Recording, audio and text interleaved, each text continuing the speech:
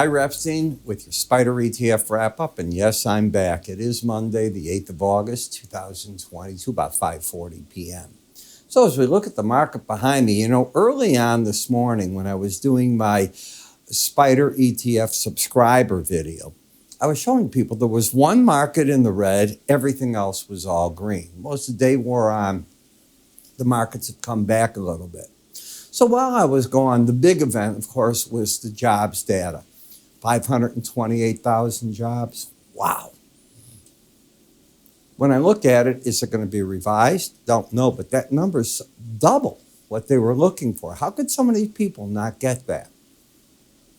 Second thing, we're going to get CPI, PPI this week. The Fed's on a move here. If that number holds up to 528, why wouldn't the Fed just go 75, 75 and finish the game off quicker and see what the economy can do? So I, for one, think somewhere along the line here, the Fed's going to lower the boom. 3.5% unemployment, 528,000 jobs, attack the inflation, do it. Now let's talk inflation. Nature, market conditions have taken care of that. You're already down how much in gasoline? People don't look. Chicago's $4.14. Many parts of the country are under $4 at this point. Have you fallen 80 cents, $1 from its peak? You certainly have. Grain markets, all lower. I'm not saying they're crashing, but they're all nicely lower. Keep your eye on weather. It's playing a little bit of havoc. Today's crop condition report's a little bullish, in my opinion. Then we look at people getting wages. They're not keeping up with inflation, but I don't see anybody that has the guts to go tell their employer in this type of market, you're paying me $20, I need to get 10% more. Your employer is liable to say, with 11 million people still looking for work, so to speak, well, at least jobs, 6 million looking for work, supposedly, I can't do it. If you got to move on, that's it. You got to move on. I'm not seeing out of the JOLTS report that movement that used to be there. So we'll see if the game has changed a little bit and stability has come in. One of the bellwethers for the markets, Freeport. Why? Copper. They call it Dr. Copper for a reason. If all the markets are getting better economically, I'm not talking stock markets, you would think the copper's going to jump. And you certainly saw a low of $25. You've come up beautifully, 20%. It's a heck of a nice bounce. The trend is not trending. You had your bounce, but is it a tradable one? I don't think it was. I think this has been a difficult chart.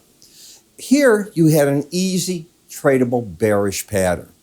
This has gotten ugly. You're making higher highs, lower lows, not keeping a sequence to them.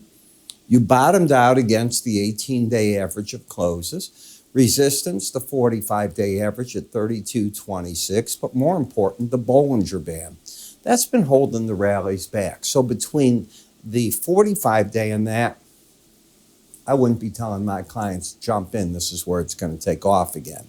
And yet, if you think the worst is behind the market, that's it. Now, I'm watching analyst upon analyst come out in stock indices and say the June lows were it. I'm not arguing that. I don't know. What do? You become a hero if you call something right. Well, look at, he predicted in July or August the June low. I don't know. There's too much yet to come. So I look at the market sort of caught right here. And when I put on the momentum, overbought. Oh, I take that back. This is the market, not overbought. I'm still looking for the resistance on that. Now we get to one of my favorite, AMC. I have warned not to be short this market. I don't think I could have been more adamant in everything that I have been telling people, because having owned a movie theater, June, July is your money machine. This is where it comes in. Now let me share with you what's about to happen. That money machine is going to start fading. Are you looking at this week's movies in the theater? You're going to go see Nope or that Crawdaddy movie? I don't think so. They're not going to bring in a $100 million weekend. So it's nice that this has occurred, but I warn you, the money tree starts running out from this point forward until actually Christmas time. I know you don't believe me. You watch what happens. You'll get still in August a couple of good movies, but it's over. Just remember that. So I'll be looking down the road at potential sell signals when they come in, not buys. What am I telling my clients up here to be short? No. I'd also have told them to get out of longs, and obviously I would have missed the boat right here as the market popped through everything, but that's okay with me. You're trying to take the gravy out of the market, not the last penny. Apple. I don't like this action today. One day doesn't make a trend, but should this market take out 163, the correction begins. It'll probably first go to the 200-day average and then the 18. Resistance, each time you've hit the Bollinger Band, that's been it. The fact that you got over while I had this mouth operation, I'm talking better, but believe me, on a scale 1 to 10, I'm in a 6, 7 in pain still.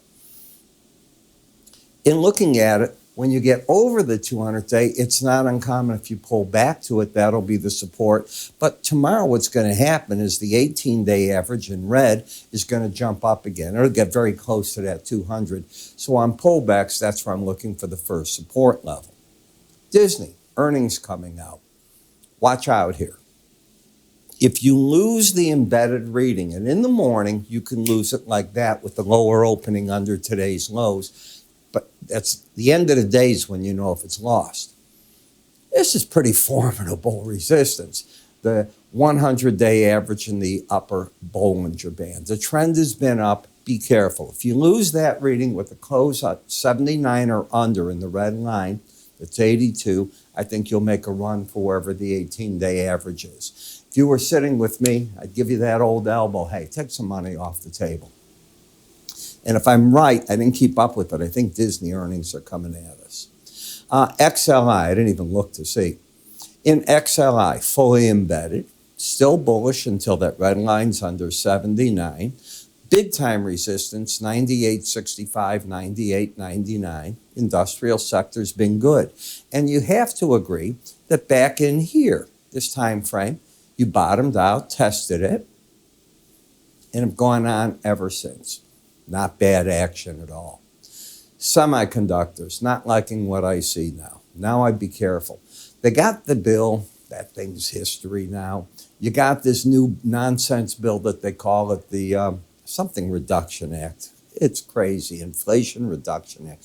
It has nothing to do but create inflation. Spend money, you create inflation. I know you're going to tell me that it's paid for with the tax on buybacks and the other. I'm going to repeat. Spend money, create demand. What does that do? In an environment like this, creates inflation. You don't have to agree with me. By the way, didn't they give you on the electric cars brakes again? Higher high, lower low. If that red line closes under 79, I look for the market in here.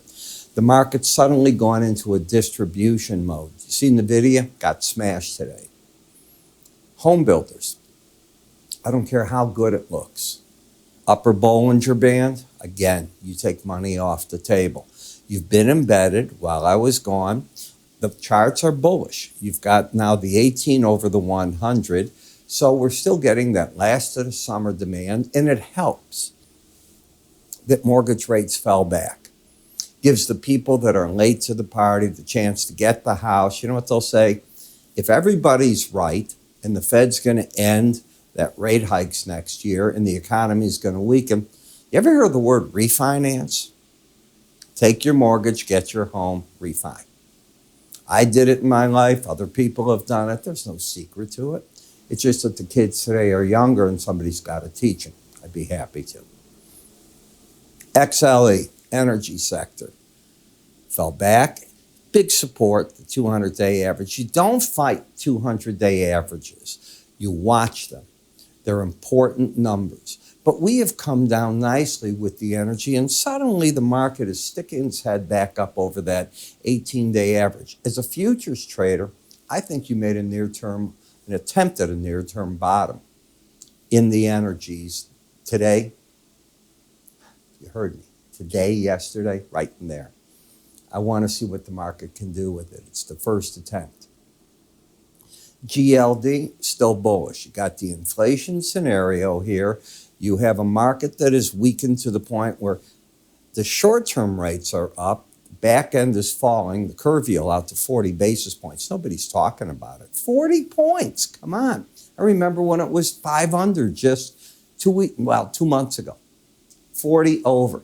People got fabulously rich buying the 2 10-year spread, just sitting and watching that thing develop. Well, gold is acting inflationary. You have to take out now 164.87 to say the chart doesn't look good. You could embed. The futures are doing it right now. GDX. I hate buying upper Bollinger Bands, so I don't. Is this going to turn out to be the base? That's what I'm thinking is going to happen here. So I want to go on record. I'll be the hero. I think you're looking at a base form in GDX at this point in time. Copper. Well, you're in resistance. Can you run here, or does the Fed lower the boom and end that parade too? I don't think that I want to buy copper at a Bollinger Band ever. Strong statement. You buy it. I wouldn't do it. Overbought into it. I think the pros are taking money off the table. AGG came down right into the support area.